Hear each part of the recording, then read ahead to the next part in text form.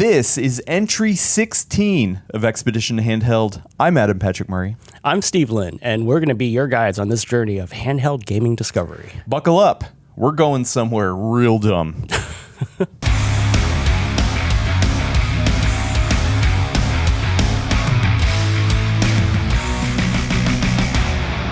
So, Steve. Yes. Wait, you're not Russ. I'm not Russ. Yeah. Well, so for those real quick, Russ is still in China. Yeah. He's still touring the factories of handheld manufacturers, getting wined and dined by some of China's richest people.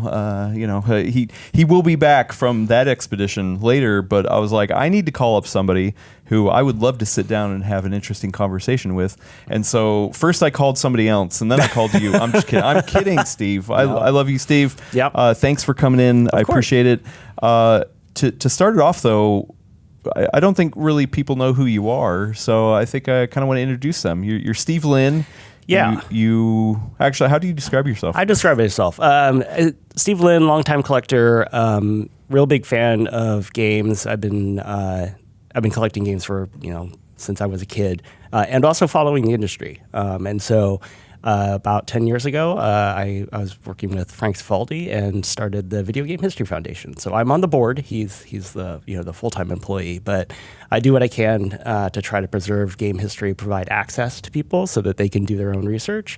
It's really kind of being an evangelist of old stuff. And so, I know we have a bunch of new handhelds to talk about, but I also brought in a bunch of kind of off the beaten path stuff. Yeah, I'm excited. You were like, oh, I got some real dumb stuff. Yes. And so I was like, sweet, let's bring it by. But I think it's important real quick to maybe establish what kind of collector you are, because I feel like there are a lot of people are like, oh yeah, I collect games. I just try to buy everything. And then there's a lot of negativity around the collecting scene too, of like, oh, I want to hoard everything to myself. I want to be, oh, my precious. I don't want anybody to know, and then jacks up prices and everyone gets mad. What kind of collector are you? Yeah, so I'm one that wants to provide access. And the way I kind of described the early days was writing letters to people because we were trying to coordinate on the full Atari NES carts list. Because right now it's easy, right? You just go online and here's all the games.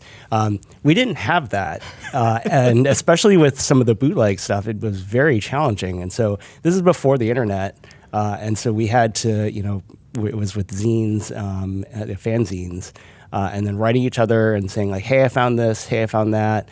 I've got this list. I don't know if it's right. And so that helped build what was kind of like Mike Etler's list, which was sort of one of the first quote unquote definitive NES games lists. And I was collecting because I saw people throwing things away.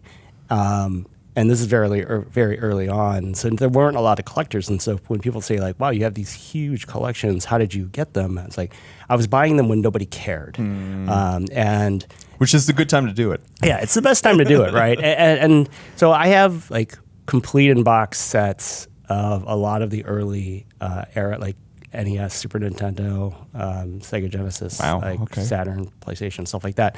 And all of a lot of that's actually being donated to the Strong Museum of Play in Rochester, New York. And so because I wanted to go to a place where it can be sort of curated, and I've established a relationship with them. And that's awesome. The other piece for me was getting into things like paperwork, right? So a lot of documentation and prototypes and all of that stuff, because I thought that was important as well. And so I'm in the process of giving away my entire collection, or donating. Yeah. Well, and I think that's what I love about the Video Game History Foundation. I know Frank as well, and I've worked together with him. We actually had some real simple vestiges of GamePro left over. That I know he worked with the team first when GamePro got shut down, but then we had some other stuff that I was like, you know what, I'm just going to call up Frank, see if he needs any of these issues or any of this stuff around here. So he had come in a couple years ago and work with him anyway. But the Video Game History Foundation isn't just about collecting or. Actually, I was telling somebody, every once in a while I'll tell somebody, and I'm sure you get this too, of like, oh yeah, there's the Video Game History Foundation. It's a bunch of people who are cataloging the history of video games, and every once in a while I'll get somebody who jokes like, "Oh wow, that must be hard. They just sit around and play games all day." And I'm like, "Well, no, actually, they do serious work, and it's also different work than like even the Strong Museum of Play, which is kind of more of what I think people would traditionally call a museum, but Video Game History Foundation is literally for researchers and documentarians, people who are looking for not just the collection of the games themselves, but also the ephemera around them, which I think is truly unique.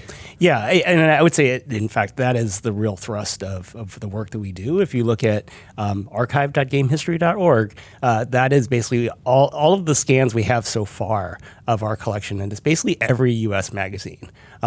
And so that is and it's it's all OCR'd, and even for things like Die Hard Game Fan, if you're trying to find something and those issues had all those crazy backgrounds, you can still find that text in there.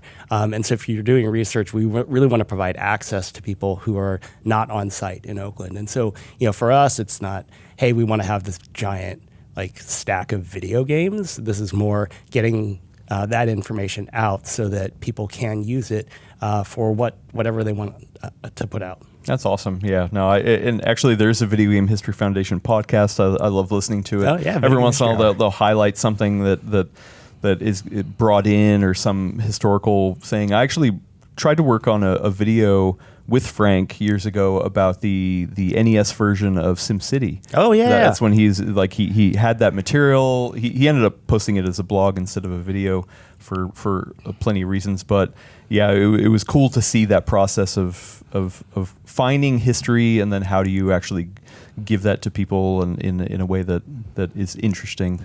Yeah, which is really cool. SimCity's it was actually really important to me because I think we talked about this on the blog, but I was the one who got the ROM. Oh, really? Okay. And so that helped unlock a lot of the research that we were able to do there. And really cool. First party NES. And I know I've talked about it on various podcasts, and I'm pretty sure I showed it off on one of the previous episodes. But one of the things that the Video Game History Foundation does is you can sign up for, I don't remember how much it is, but a certain amount. And then you get a old classic magazine in the mail, and every month that you don't know, it's kind of a grab bag kind of thing, but man, it really has been fun to be like, ooh, I can't wait for whatever magazine. I just got one in when I was in Taiwan, and it was waiting for me, and I was like, oh sweet, I can't wait to open it up. And it's different than it was back in the day. Back in the day, I was reading magazines, mostly EGM. I was an EGM guy. I was mostly reading them for whatever the news is. Yep. But now I sit down and read them to look at like, oh wow, I remember when that came out, or oh, that's interesting. The way they previewed that game was, like it was a year before release, and I know how it released, and I remember playing the game, but I don't remember that when they previewed it, XYZ game was actually had this about it, or like some change in development at some point. So like being able to just sit down with a magazine and read it is kind of fun, but in a very different way than it was back in the day, and it's really cool. That is one of my favorite ways for people to support the foundation, because every month you'll get it's this black envelope, and you open it up, and it's going to be a magazine from the era, and you can just read through it, and in fact I think we're going to reference some of the articles that I was able to pull up, but you can see what the coverage was at the time, and I think that's really important, is to understand I can load up a ROM and be like, here's what the game is like, but how is it received in when it was released, right? And in fact, I looked up Castlevania Symphony of the Night, and it has very positive reviews, but there were a couple people in previews were like, it's 2D. Is this gonna fly in today's day and age? Right? And yeah. so, 3D everything. Yeah. Oh my God, they're still making 2D. Yeah. What's going on? Why would here? they do that? That's for babies. So that's not to say it got bad reviews, but it was one of those things that people were kind of concerned about. And you think about it now, it's like, that game's a classic. So, right. Yeah, it's fun, but yeah. So you're recently retired. Yeah. I think the other way people might remember the name is that you've kind of been my classic console dealer. Yeah. Well, it's not an arms dealer; it's like a hands dealer or something, right? It's Actually, I brought my reshelled. I should have brought this out a little bit earlier, but I brought my reshelled Game Boy Advance, not the SP. Oh, okay. But you know, I don't think you've seen it since the reshell, but Very nice. and then the USB-C battery mod, and then even with the flash cart too, everything is that translucent. Smoky black, and like I feel like it really came together really nice. Yeah. In contrast to the Game Boy Advance SP, which I have reshelled, I've not shown it off on the show yet. But even the new one too, I was just like, oh, this didn't turn out the way, this turned out the way I wanted it first hit. The SP, I'm like, okay, well, now I need to look for another shell. I think when you showed me the SP, I sent that Godfather. It's like they massacred my boy. It's just like, oh my gosh. And it's like, oh. Well, I don't know about you. Maybe you're feeling this as well, but I watch a lot of YouTube, and so part of it is just what I'm getting fed on my algorithm. But I feel like I'm just seeing more and more people who are reconnecting with older hardware in new ways. I feel like right now has been a golden age of people repicking up the DS or the 3DS and being like, oh, sweet, I got one for the very first time. And, I got it for real cheap on eBay kind of thing. Well, you don't get them for real cheap on eBay anymore. Real cheap, I was really shocked. Cheap compared to the consoles of now, I guess. True. But, you were talking, I think, on an earlier episode about the price of the 3DS. And that really surprised me because there's a real down period for the 3DS, and to see people kind of trying to find that hardware again, and seeing the price go over retail, for me it was like, oh wow, and that's why people are buying things like the Thor, right? It's like, oh, I want to emulate DS games, like that's incredible. Yeah. So no, it's I feel like it's a small industry, but it is very passionate. Maybe it's bigger than I expect, I guess. Like it is starting to hit a mainstream in a way that is interesting. And obviously, I mean, Russ does awesome work on his channel, and I feel like the amount of people who are checking out the videos he's doing is just like, oh wow, there is a lot of interest out there. I see it at retro gaming conventions, like Portland Retro Gaming Expo, which I think is probably one of the better ones in the US, and it's little kids, running around like buying Game Boy games and NES games and everything else, and it's like, okay, kids are going to be all right. It's heartwarming. Yes, it's heartwarming for sure. But let's move over into some news. Okay. We got a little bit of news to talk about, even though, I mean, there was obviously a lot of news that Russ and I were talking about at Computex. There's more to come on that. Yeah. Did you sneak out a couple of G3 handhelds? I tried. Oh, okay. Believe me, I tried. Russ is going to have like a gold-plated one when he gets back from Shenzhen. Right? Yeah. I have no idea. Honestly, maybe he does go home with one, but. I got to see a lot of that stuff, but that's one side of the industry, right? Mostly the PC gaming side with what Intel's doing, which was really cool. But there's more news still happening around here. Yeah. I think the first big one is that AYN had to come out and increase the price of some of their handhelds. So. They didn't announce how much it's going to go up. They're like, get your orders in now. This is the last batch at this price. Now everyone's like panicking, right? Yeah. Because like, well, I guess I have to order it now because who knows what's going to happen. And there was another thing in the post that I highlighted. It was this batch will continue using UFS 3.1 storage. That's a weird caveat because that suggests that they're going to change it in the next batch. No, I think this was because they had downgraded from UFS 4 to 3.1. Yeah, okay, so it's not going to go further down. I mean, I hope not, but right. I'm going to assume this is just more like, hey, by the way, we're going to continue to use the slower storage speed. I see. But I read that wrong. That would be a bummer.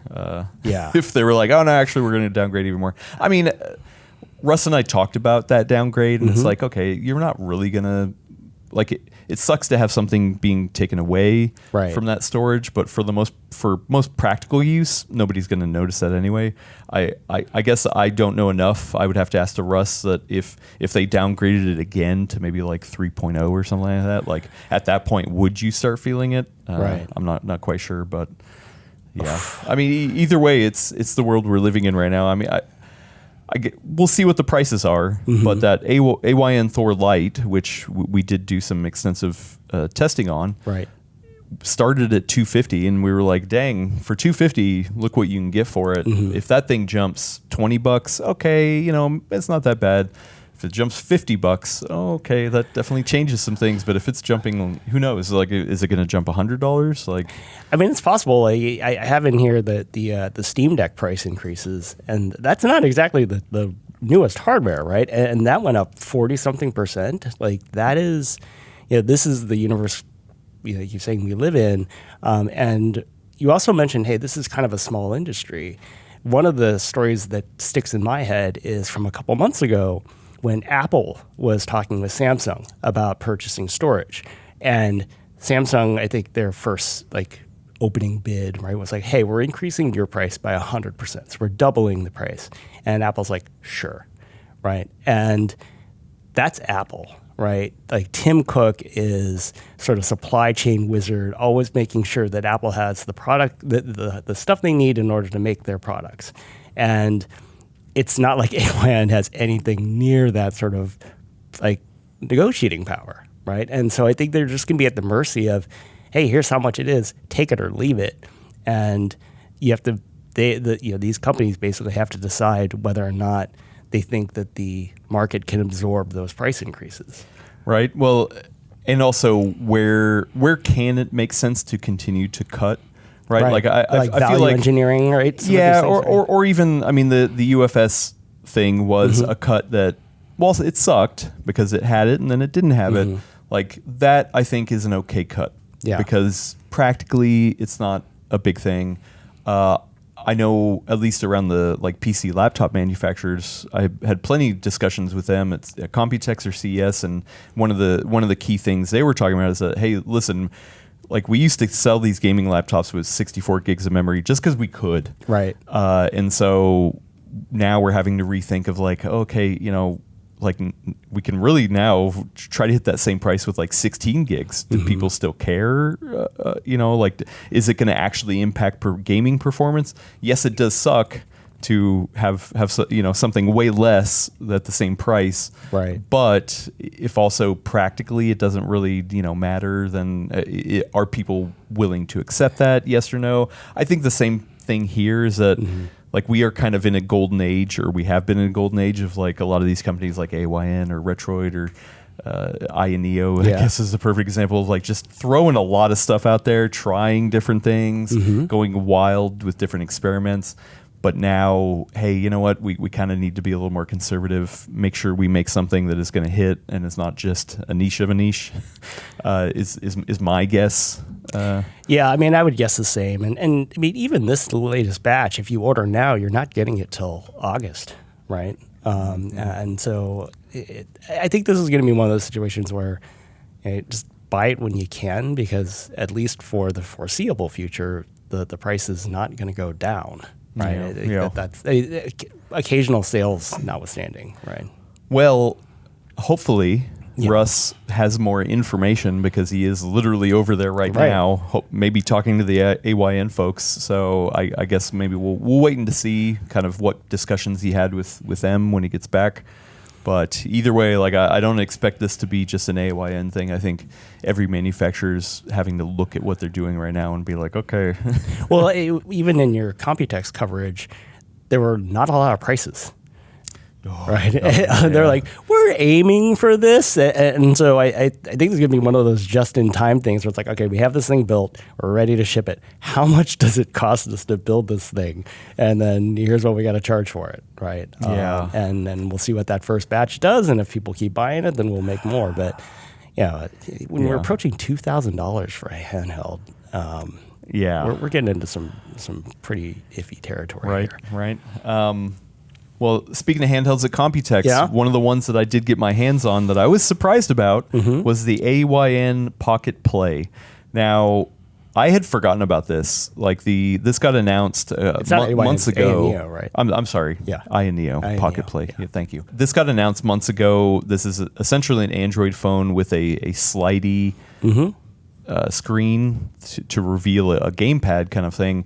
When I was walking around Computex, which I think you probably understand as well, is like sometimes the best things to find are just by walking the show floor and just looking at booths and stuff like that. Because obviously I have a lot of appointments, but I always try to bake in time to just explore and see what I can find. And yeah, I came across a booth called A-Mobile.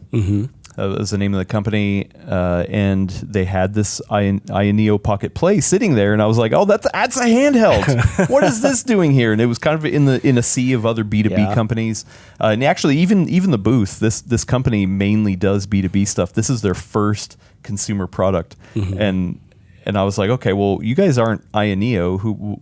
Why do you have this at your booth? And they're like, well, actually, we were the ODM of this.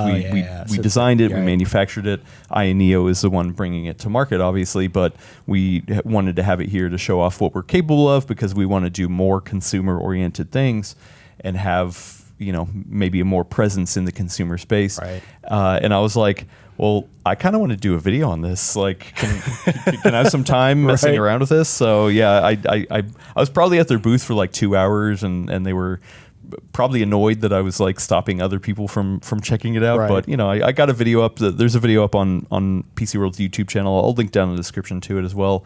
So I got time with it, and the crux of my video was essentially, man, I miss when phones were fun, but I saw this and I was like, yeah, sure, it's not the perfect phone in a lot of ways for what it is, but I loved playing with it and like the idea of it. Have you used a PSP Go? Because it's effectively that layout. Yeah, well, I never used the Go because that was like digital only, and I was at the time I was like, I probably don't want digital only, even though now everything's digital. But I did use the Xperia Play. Oh yeah, yeah. So which is also very indicative of. I didn't own it, but I had tried it out. It definitely gave me those vibes, kind of thing, and it did harken back to just a yesteryear, right? And it was fun. I mean, you mentioned kind of experimentation, and we've got some things to pull out later. But the one thing I think about when I think about that phone is how thick it is, right? It was very thick. Yeah, and so but then you think, hey, if I'm carrying a handheld and I'm carrying my phone, that's bigger than that, right? Yeah. And so it's the device you have on you, right? It's kind of the best camera is the one you have on you. Yeah. Yes, definitely. And also, like, Russ likes these more than I do, but I've definitely used a lot of the attachable controllers. Right. Whether you're either using some sort of accordion style thing to grip onto to a phone, or like the M-Con. I think the M-Con is probably the best one that I've used to be able to have an actual full controller layout for a phone. But it's never felt perfect. It's never felt right, and it's always something that's an addendum to your phone kind of thing. Yeah. Where like this is built into the phone in a way that I'm okay. Like it's a trade-off. Like, yes, you have a thicker phone, but the way that it's built into the phone, and you don't have to worry about something attaching or having, oh wow, is it charged? Like, all those separate kind of considerations. Like, it just goes out the window because it's just always there, kind of thing. And I was like, man, I like the idea of this. In practicality, sure, probably not. Yeah. But like, maybe I would connect with that in a way that I have not connected with any of the other attachable kind of things. Like, how much do you do phone-based gaming? So when I worked in mobile gaming, I played a lot of games on my phone. Okay. Nowadays, I don't. Yeah. I mostly it's like handhelds and things like that, and it's usually like with carts and stuff like that. Actually, you brought up you reminded me of a story of walking through a show floor and seeing something that you're kind of not supposed to see. And it was actually the CES before E3, the first E3 in '95. There was a booth at CES that had a PlayStation. And it became like secretly the most popular booth because there was a PlayStation on display, right? Okay. And this is before, And this wasn't at the Sony booth proper? No, it wasn't. Booth? It was a separate booth, and they were interesting. like, I forget what it was like, what the display was, but hey, there's a PlayStation there, and so that's the thing that people kind of gravitate towards. So it was for a different company, but they happened to have a PlayStation there, but that was the first PlayStation a lot of people saw. Yeah. Okay, that's really interesting. Yeah. Yeah. I'm sure they were like, hey, we've got A-Mobile's like, oh, we got other cool stuff, and I'm like, no, I just want this. Yeah. Tell me more about. Actually, they were really nice about it, and they liked the attention. Okay. And I think they also liked the fact that a normal person would look at this and be like, oh, this is an Ayaneo device, but Ayaneo. Not that they didn't have anything to do with it, but they didn't design it, they didn't manufacture it. It was this company, A-Mobile, that did that, and so I think they liked the fact that it was getting attention. I will say, unfortunately though, like it was a engineering sample, and I handled it a lot, and I broke it. It was like when you were with Russ's like that flip, rotate. You're like, it's like I think he's gonna break it on air. So next year when you go, they're probably going to have like this dossier of you, and they're like, "Hey, here's our new version, and by the way, now it also has smell or something." Yes, definitely. If it had a smell, then I'm all up in it. But no, it was an engineering sample. Okay. Like actually, if you look at the A roll, like the screen never turns on because like you broke it. Yeah. Well, I mean, yeah. Like the problem is that the screen would turn on, but then the minute you slid, like I don't know if it was maybe the cable in there disconnected or something, I see. Yeah. And so the engineer. When I was like, the engineer was running over trying to, figure out what happened. Right. And I was like, sorry, but also I'll just do the stand-up for the video, with it closed and not really showing anything. Luckily, at that point, I had gotten a ton of B-roll of it being used, and I played with it. So yeah, like nobody noticed that the screen was off when I did the A-roll, but I was just like, I'm so sorry, because then the rest of the show they not going to have something to show off. I mean, unless maybe they had a backup. I hope they have maybe another backup there, but yeah. So good job, Adam. I'm sorry. Yeah. Pre-release hardware. There's always, there's always the risk if when you do it live, right? Yeah. So. But there was another handheld that actually came across my feeds this morning. Yeah. So I'm gonna link to an article from Retro Dodo, awesome site over there. Brandon wrote up the TRIMUI officially reveals a Brick Hammer Pro U and Brick Pro handhelds, and these are Android-based handhelds. Yeah. This is a all aluminum shell. And man, this looks really nice. Like it looks very premium. It's a DMG style layout. So screen up top, controls at bottom. Does have two thumbsticks, all that kind of stuff. So Russ reviewed their previous versions, and if I remember correctly, he really liked them. Right, and so this is. It seemed like an up and coming kind of thing. This is taking the processing power up. It's got the premium. Analog sticks and buttons and screen and everything else. So they're really going for it, but of course they also don't talk about the price, right? And the previous version I think is like $150-ish, $130, $150, like with the upgraded processor and everything else, and the machined aluminum body. Like I don't see how this goes under 200. Or like 253 or something, which sounds double the price of their previous versions. Like I don't want to throw them under the bus. I think it looks really cool. It does look really cool. I don't know what price they can hit. Yeah, I'm curious to see like what Russ can gather from this info. I don't think he's meeting with this team. I have no idea, but maybe he is. Either way, the question I had, and it kind of gets to the price, is that I wonder if a lot of these handheld manufacturers are just going to say, you know what, we can't hit cheap prices anymore, so we're going to aim for more premium experiences. Right. Which is not, I mean, it's not a good or a bad thing. I would actually, you know what, I'll say it's a bad thing because we still need those nice price points at the lower end kind of thing, but it is nice to have like a flagship kind of device, like an analog pocket, right? Yeah. It's not cheap, right? But there's a reason to get it, and like it has very specific reasons to get it, and it's a really nice device. I don't know if you have one, I do but have one. Like it's a premium experience, and it is fun to have that premium experience. but it's definitely going to cost. Yeah. So I guess what you're saying is we're now seeing a K-shaped economy in handhelds. You're right. And I see the arguments online about like pricing and people griping about it, which I 100% agree with. But I think all of our previous price anchors are thrown out the window. Like anything you were using to say like, oh, this should be about $100.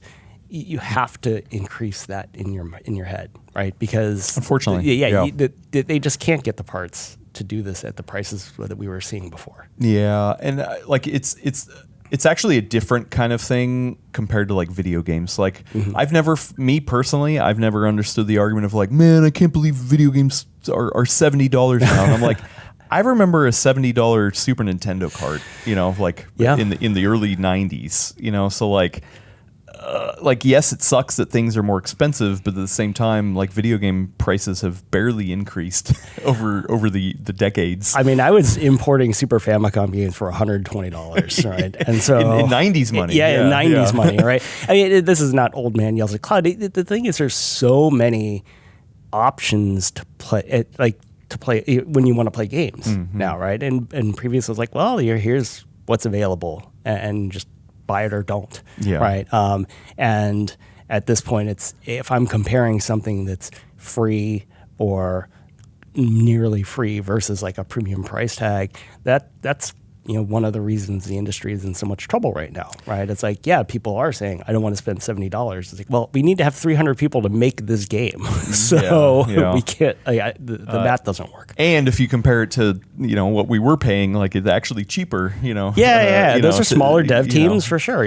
Whatever. But anyway. It's a different argument than this. In this kind of space where you're talking about emulation, like this is an emulation device for the most part, and the idea of ubiquitous cheap things, and I think we all have been there where it's like, oh hey, there's a new thing, oh it's only $50, okay sure, I'll buy it, try it out, and then you got a drawer full of them. I think more so people are going to be like, okay, well these things are more expensive, I need to make the right buying decision, and that's why I love the work that Russ does, is because he's trying to really help people like make these buying decisions at these price points and be like, hey, there is something for everybody. I'm going to compare and contrast and just give you the information. And because you're probably not going to buy all of them and you need to just focus on one of them, then here's the information to help you decide. I'm of the mind that there is not a device that answers every single one of your needs, right? It's like there's always corner cases, but it's the vast majority of what you want to do with the thing doesn't cover that. And then when you talk about the premium like feel and pricing, people have been buying those like boxy pixel machined aluminum Game Boy cases and everything, and those things are what, $150 just for the case? Yeah, just for the case. You don't have the inside or anything, and so I think that, like I said, that there is an audience for this, and it's the folks who can probably splash a little bit more than someone who's looking at some of the cheaper handhelds. Yeah. Well, the next news piece you put in. I put in on this is you said RG Rotate Quickdraw game. I have not looked at this. I intentionally wanted to see this fresh. Okay. So it's a quick draw, like a Wild Western West. kind of thing, and you. Oh, I get it. Oh, you flip the screen to draw your gun in the right time. Oh, that's actually really cool. Wow. It's really clever use of the tech, right? And I think the author put it on Godot, coded it with Godot, right? And was like, hey, this is one of those things that it's a fidget device, might as well like play to the strengths of the system. And so I thought it was a really cool idea and a fun use of the tech. You know what's interesting about this is that most of these we're buying because we want to emulate old game experiences. Right. Like it's not often they're like, oh hey, this console, I'm actually going to make something new for it specifically for that. I mean, obviously there's like homebrew games and stuff like that, but this only really works on this console or on this handheld. Yeah. So that's really cool. I don't know if they're you can download it on itch.io. Yeah. Okay, so if you got RG Rotate. God, what a great idea! Like, I love the idea of a more cottage industry of people just like making games specifically for a specific handheld that has a unique feature. I mean, I guess maybe the closest analogy would be the one with the crank. What is Playdate. Playdate, yeah, where it's like, hey, yes, it can emulate some things, but really it's mostly a device for new experiences. We either with the crank or whatever. The Playdate's great because it is very much it encourages experimentation just because of the limitations, right? It's got the black and white screen, it's got that crank thing, and so there's all sort of weird things on it, and people have come up with some really clever ideas. So if you haven't messed with the Playdate, I would also recommend grabbing one of those, because especially when they have the season drops and everything, it's really fun. Yeah, and they connected it to the store, so essentially you're just you buy it or download it, and it shows up on your Playdate. The only reason why I don't play it more though is not having the backlight. Most of my game time happens in the evening. Okay. And so even if I want to play it, I'm just like, I can't play it. You can't connect that GBA worm light to the top. Actually, I do they have it? Man, maybe they should have an official accessory that's like a light. I can ping cable and be like, hey, do you Panic want to create something? I'm sure they've thought of it, right? Yeah, I'm sure they've thought of it. Yeah. But it's for me, that's always the limitation. But anyway, let's move over to what's in your pocket, because you got a lot of fun stuff. Before we do that, let's pause for an ad break. Ads. Welcome back. And we're back. Yeah, it was that easy. It was that easy. Yeah. But we are back to talk about what's in our pocket. I think I want to start by quickly going over my trip back, because I haven't had a chance to check in, and then we'll get to your fun stuff. You've got fun, dumb stuff. Fun. Yeah, quote unquote fun. Air quotes. But yeah, so the flight back is not as long as the flight there. So like the flight there was like 13 hours. The flight back was about 11 and a half-ish kind of. I actually did sit next to somebody from the industry. So like a part of that time I was just kind of catching up and conversating. But I did get some playtime in. I actually didn't play as much of my ROG Ally X as I expected to. Okay. Well, what are you playing right now? So it's weird because like on the PC, like I've got, I'm a dabbler. Okay. I have a hard time with like, oh, it's a new game. Okay, let me put down that other game, even though I haven't beat it, and just try a new game kind of thing. But like the release cadence right now is a little slow, so like I'm slowly chipping away through Pragmata. Okay.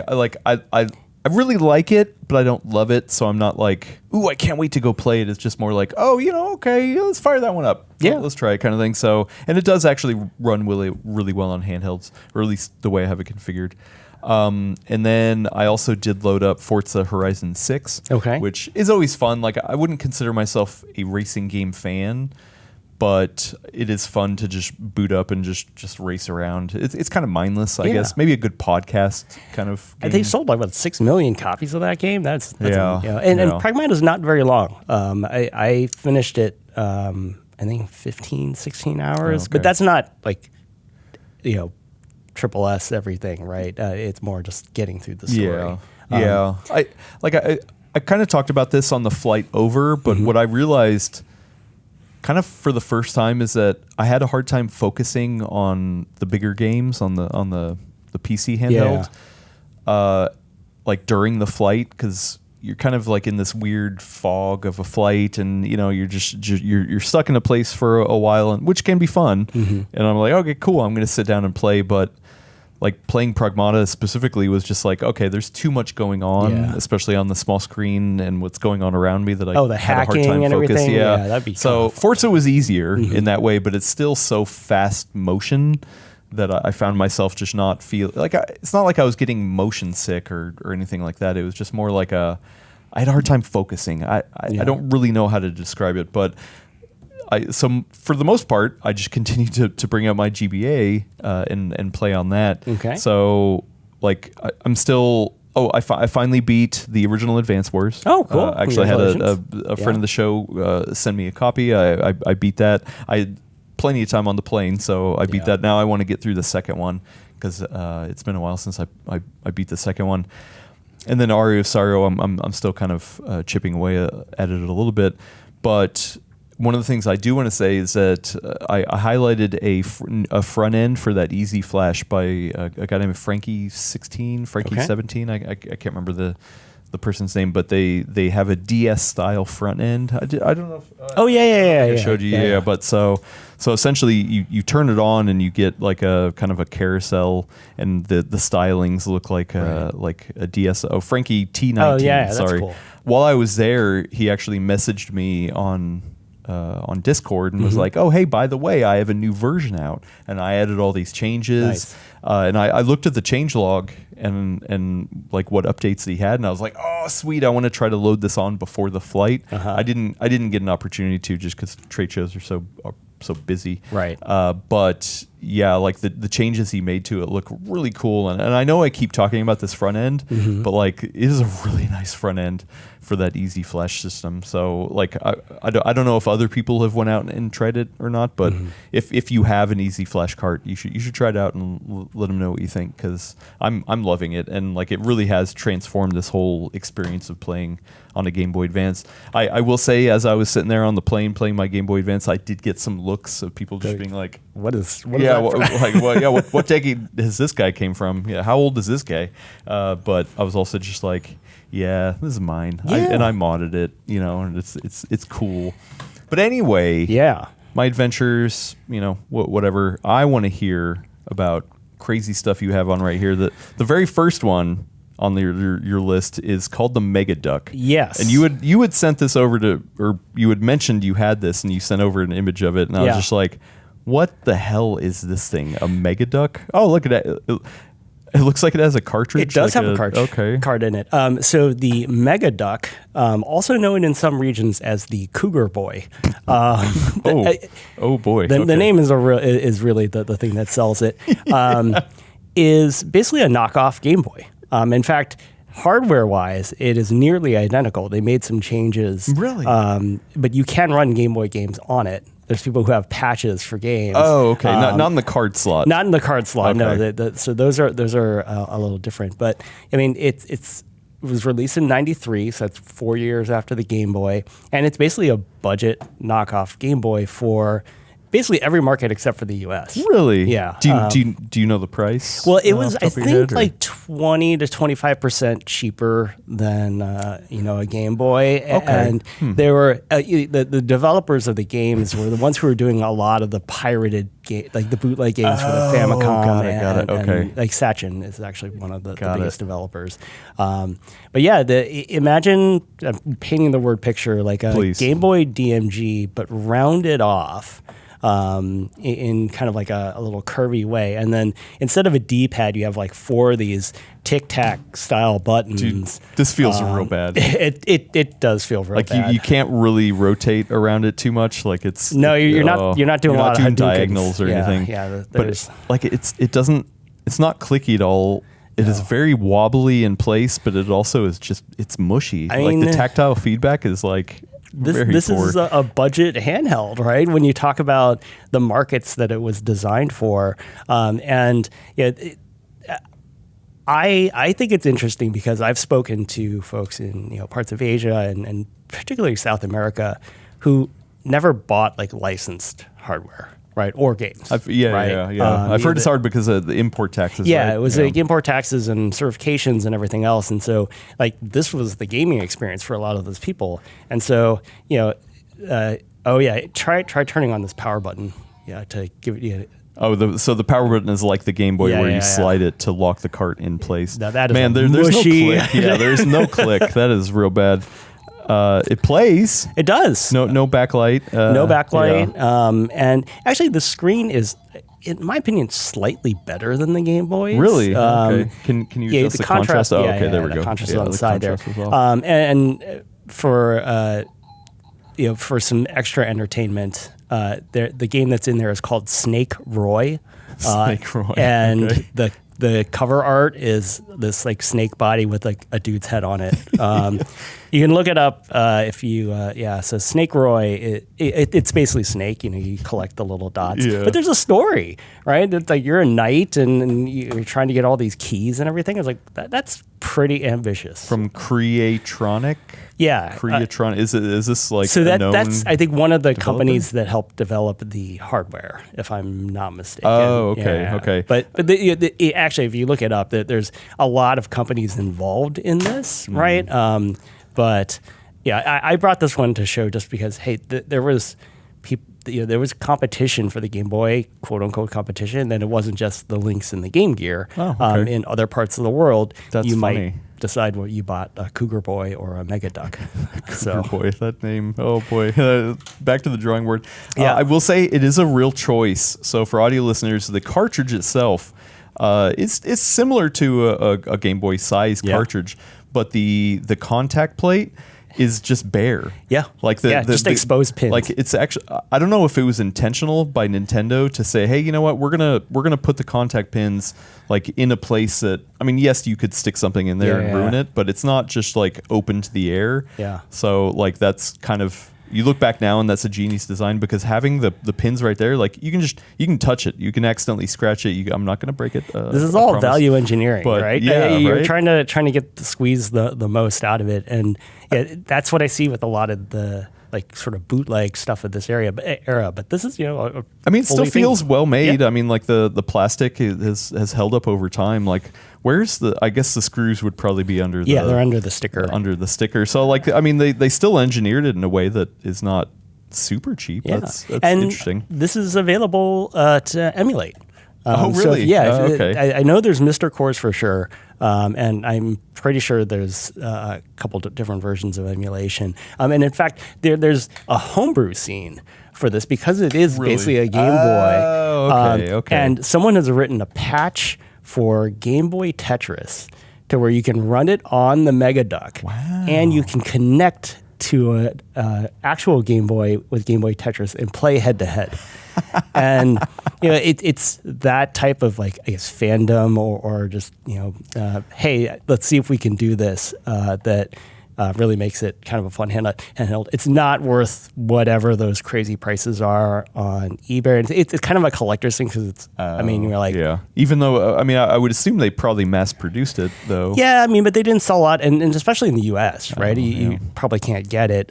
But... And it was probably such a commodity that people just chucked it. Yeah. They were like, whatever. I bought this thing when I was a kid, and it was cheap. Right, right. Okay. But now everyone's like, oh my gosh, I need to become a Mega Duck collector. Like I said, it's pretty much a Game Boy.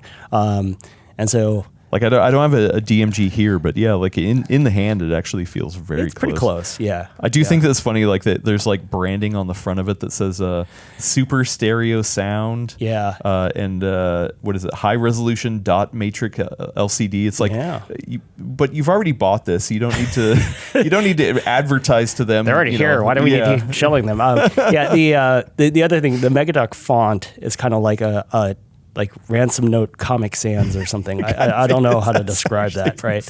But does the Cougar Boy also? No, the Cougar Boy uses the Xreal font, like the TNG font. I think, or it's very similar to that. And so, they went with a more a different branding for the South American market. Wow. Okay. I can't wait to maybe if there's somebody in the watching this, like, is down in the chat and is like, oh yeah, I totally had one of these. Yeah. I would love. Yeah, if you did have one of these, like, what was the buying decision like, and was it something that other people had, or were you the only person? I did think it was funny because I was at home and trying to get stuff for this podcast. I'm like, where's my Mega Duck? And it's like, where's my Mega Duck? Yeah. Do you know how many actual physical cartridges were released? I don't remember, actually. Like, are we talking about like hundreds, maybe? No. Like, We're probably talking under 100, I would imagine. Okay. Yeah, like dozens, probably. Interesting. Yeah. That is pretty cool. Pretty dumb, but pretty cool. Pretty dumb. Yeah. All right. Second one here is the Tiger Game.com. Now, it says game.com. It's Game.com because you know how I know that is when you turn it on.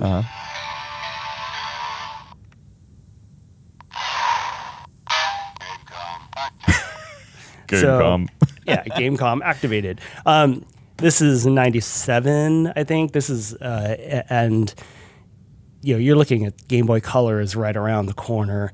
But this was a really ambitious handheld for the time. It's made by Tiger, right? So there's going to be a lot of cheaper things. Yeah, because I mean, part of Tiger that. made a lot of those handhelds that were Yeah, kind the of like, LCD handhelds, yeah, it's right, like it has the game drawn on it, Yep. and really you're just changing some pixels within the boundaries of whatever it is to do something. But yeah, they were ubiquitous. I mean, kids of our age had a ton of these. I mean, like I have an old coworker who had just a huge collection of those because that was just like what his parents never bought him a Game Boy or anything like that. Oh, man. They just like loaded him up on Tiger handhelds. You know, I don't know if he ever had this one specifically. I can ask him, but yeah, I've never seen one in person. Also, it has a grid-based pattern on the screen that makes me think this is a touchscreen. It is a touchscreen. Wow, Yeah. okay. So, and in fact, there's a stylus. Oh, embedded? Yeah. What? Okay, an Yeah. embedded stylus. Wow, that is So revolutionary. That's at like the time. DS, right? Yeah, this is, and it's also like PDAs at the time, I guess too. Yeah, In fact, that was kind of one of the selling points of this is you can do your taxes on this. Huh? But actually, you could connect to a modem and check your email on Really? the GameCom. The funny thing is, the cart that allows you to connect to the modem doesn't allow you to save the email to the cart, and so you can like view it. But when you turn it off, you have to like re-download it, reconnect. And yeah, it's a touchscreen, and it had licensed games, right? Like because Really? these Tiger. Oh, yeah, they had all there's the the licensing. cartridge. Yeah, they Oh, had all the okay. I licensing didn't even notice agreements because they did those handhelds, and so there's I have in here right now is a Resident Evil game, Resident What? Evil 2. Really? Yeah. You're gonna try to play it, and you're just not gonna be able to do much. Well, real quick, so it's a Game Boy Advance style layout. I have my Game Boy Advance style, for so the listeners, sorry for about the that. audio listeners, paint a word picture. So it's a little thinner than the Game Boy Advance, like left to right. Height wise, it's actually very similar. The screen size looks to be maybe a little taller aspect ratio than the Game Boy Advance. I don't know the exact ratio, but it is thick. Yeah, Like it definitely like the Game Boy Advance has a roundedness to it, at least at the edges, where this is just a brick. But man, the texture of this plastic feels very premium. Like it has a grip to it that's just like hard to replicate. Like it almost like it has a. it's like a matte. Yeah, it's matte, but it's not like stipply. It has like a texture that like grips, but it's not one of those textures that grips to like pick up hair. It's really, I don't think it's going to pick up on camera, but like I'm very surprised by this texture. It feels premium, but you're saying they sold this. I mean, Tiger made cheaper stuff, so this was a cheaper. This was handheld. like their push, right, to do kind of a Game Boy competitor, right? This, like I said, is right before the Game Boy Color. This is a black and white, but they're like, it has touchscreen, it has these like smart capabilities, you can connect to a modem, all of this stuff that was trying to set it apart from their competition. But as you can see, it's not fantastic. This is the games are available in MAME. So if you want to play it, and Dude, Resident Evil 2. yeah, there's a Resident Evil game on here. I mean, it's got this faces from Resident Evil 1 though. So like actually, this is no, I'm just, Resident it's that thing where at the beginning, like that early cutscene where the zombie turns around, it looks over his shoulder. But right, wow, that is cool. There's funny like aspects to the games in sort of that translation from whatever it was to this device. Like there's a Duke Nukem game for it Really? where you can go. Is that voice samples? It has, actually the audio on the Gamecom is quite good. Yeah. So there's voice samples and things like that. But the funny thing about the Duke Nukem game is that you can go forward, backward, and strafe left and right, but you can't actually turn. And so you are basically just going like it's like a shooting gallery. Almost like on rails. Yeah. That's funny. So it's a little weird, but like I said, games are available in MAME, but this is one of those devices that can be hard to share the experience because of the touchscreen, right? Did they specifically have features? Yeah, there's in some the with like games? some of them actually Interesting. use the touchscreen. I mean, it's kind of the same thing with the 3DS, right? You know? Yeah. So And you think about like how ambitious something like this was. It's like, hey, it can connect to a 14.4 modem and you can check your email. right? So modem, touchscreen with a stylus. Yeah. Large display. I think it's funny. There's a light button on the front. It's this illuminates edge lighting. Like it's doing something for sure. I mean, I guess it's better than nothing, but it is still edge lighting. I think that probably the weirdest thing for me in terms of ergonomics is the placement of these face buttons. Yeah. So they're like, in the lower right. There's 4 of them. Yep. But they're stacked on top of each other. I guess you never realize how used you are to having them be like a cross kind of shape, and it's like A, B, and then the second row is C, D, and they're stacked on top of each other vertically, and that just does not feel good. We were talking earlier about all the experimentation that's happening like last year, right? In sort of the handheld scene. Like this is sort of, what it was like 30 years ago, where people are just trying different things. If you look at it on paper, you're like, hey, this is a touchscreen handheld that has licensed titles. I can play Resident Evil on it, all this other stuff. Like, it's rated. It's got an ESRB rating of T for teen. It's a very cute little cartridge too. Like definitely thicker than a Game Boy. But I mean, these feel more pocketable, I guess. Yeah. So do you know what this was retailing for at the time? I think it was $229. I really should have looked that up before I put this and it only takes 2 AA battery. Yeah, not 4. Yeah. Oh man, dang. That's cool, and it still works. Yeah. This is great quality. Yeah. All right, we can move on and we can talk about some side talk in here. Yes. With the Ngage. This is the Ngage QD.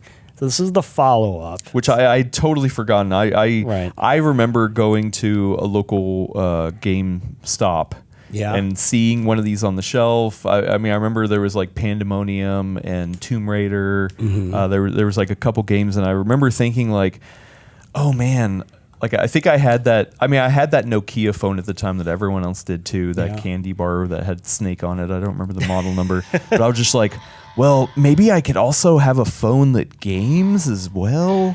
And then I remember all the press around it was like, yeah, this thing is junk. So and I remember the side talking. So you would hold it up like a little taco to the side of your face. But this is the revision. I don't really remember much about the revision. It didn't last very long, right? This was at the very tail end of it because the Ngage had effectively already failed, right? They were moving towards making Ngage like the platform for games on mobile. But for those of you who, I would imagine most people have heard of the Ngage, but it was basically like, hey, we're taking a phone and we're making it into a gaming device. We're actually going to add like physical controls, like a D-pad, right, or a control pad to it. And the funny thing is, it still uses the numbers as sort of the action buttons, and so you still have that problem. And it's especially like this is back in the day when like T9, you would have to input text with T9. Yeah, so T9, it's vertical orientation, right? There's all these things there that were sort of because it was a phone first. That it kind of inherited, and like famously, the side talking where the speaker and the mic were on the top edge, and they corrected it with this one. So you actually this one you hold up. Okay. So here's the speaker. Yeah. Where's the microphone? Do you know? I don't see the. Yeah. Oh, so you would hold it like this to your head. Then. Yeah. Oh, okay. So they corrected the sort of mean thing of it. I don't. To tell you the truth, though, I thought it was kind of cool because I was like, man, you're like sitting there showing it off. You know what I mean? It's like, yeah, I'm talking on this. Do you use your phone like this? Nah, I do. It was really stupid, but at the same time, I kind of liked that it was that stupid. There were so I was at the E3 where they launched. Oh, there's the microphone. Ngage, and it was embarrassing for so many reasons. Their booth had Ngages attached to like kiosks. Okay, but because of the angle, you couldn't actually see the screen very well until you like bent it up. It was one of those things where it was like there was like an arm that held it. Okay, I remember they did that for some like old Game Boys and stuff like that. And so that was really bad. And then the thing that has aged incredibly poorly is the reveal of the price. They had their sort of stage show, and they had these dancers come out, and they were like dancing all over the stage, and this woman takes off her shirt, and she's got $2.99 like painted on her belly. Okay. Right. And what year was this? Early 2000s? This is, well, I have it in here, right? This is 2003. So yeah, perfect. Yeah. Extreme sports. Right. And like all Attitude Era. Well, I guess it's after the Attitude Era. But when we talk about handheld gaming, like you were saying, hey, I had the thing with Snake, and this is the time of like, what was popular was stuff by like Jamdat, right? And sort of the top of the deck. And so none of these games were that sophisticated. And this was a step in the direction of like, oh, people actually play games on their phone.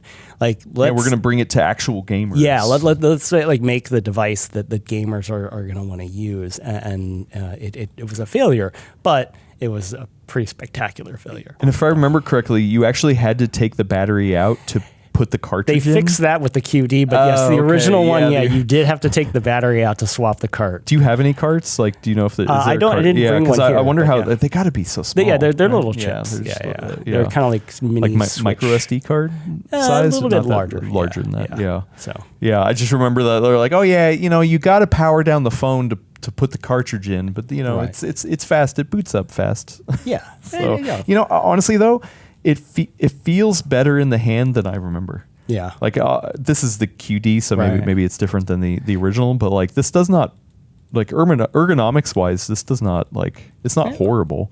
I mean, I think really it's like the fact that you're having to have the conceit of a number pad being your actual controls. Like the buttons, the certain buttons, like there's two of them. What is this? The 5 and the 7 are kind of raised a little bit to kind of like have a prominent like button feel to it compared to the other ones. So like I could see playing on this. Yeah, Interesting. I can see myself gaming on the Ngage. All right. What do we got? Last of the classics before we get to actual things that are in my pocket. Yeah. So this is a classic. This is the Gizmondo, and this was really a big push. And in fact, I actually used the digital library because I brought up a couple issues of EGM. Oh, okay. And there's one EGM, I think it's 188. You can search on the archive. It's archive.gamehistory.org, and you can just like look for Gizmondo, and you'll find a couple articles. But there's one where they have the PSP, the Classic. DS, the Tapwave Zodiac, which was the Palm-based gaming system, and this. Okay. And they're kind of doing this like shootout. Oh, like a head-to-head. Well, like here's all the handhelds that are coming out in 2005, and they're like, well, the Gizmondo's got some crazy stuff, and it actually did have a lot of weird things. So it had a data plan, so that came with it. Had GPS. It's got a camera, and so some of the games were actually focused on doing things like augmented reality or something like Pokemon Go or Ingress, which is like GPS-based territory control and things like that. And I mean, this is back when, the PSP was pushing multimedia, right? It's not just a game console. You can watch TV shows. You can, like, I think I just fire up the internet. So this is working. We do have to plug it in to the mains to keep it fired up. But man, I've never seen one of these in person. Like, what a weird design. Like, it's almost like if you take the Game Boy Advance and you turn it upside down. So it's like this like lozenge shape. Yeah, right? the roundedness is more at the top, and then the left and right bumpers are literally just like almost like little antenna. Little horns like on the side there. And this is one of those things where the story around it is also, like there's like a crashed Ferrari and like that's what I remember. Mystery people and a lot of problems financially. Only 14 games came out for this thing. 14. It's Windows CE.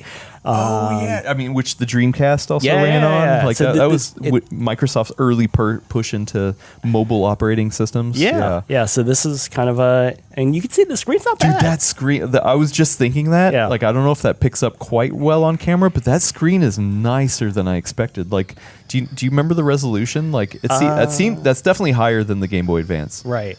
Like that is, I'm going to see if I can get that on screen, but that is sharp. It's got nice contrast 320 to by it. 240. Really? Yeah.